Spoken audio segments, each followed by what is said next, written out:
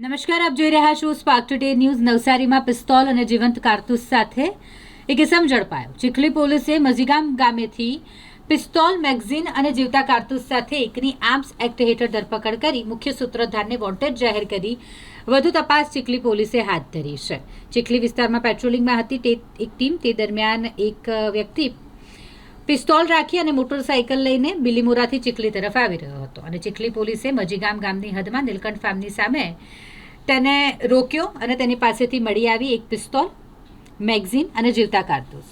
આ તમામ કબજે કરાયું છે અને ઈસમ વિરુદ્ધ કાર્યવાહી કરાઈ છે.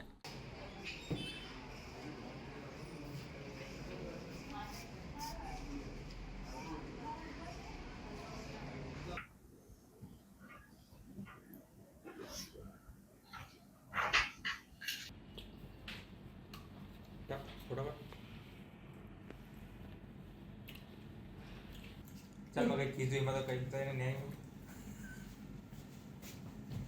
હું તો સ્ટોરી પર એટલે સ્ટોરી પર એટલે એ સ્ટોરી પર ચીખલી કર બોલ હવે બિયાન ધવલભાઈ જરાક ખાશે ને તમે તમને લાગી જાય તમે જાણે પેલા દિવસ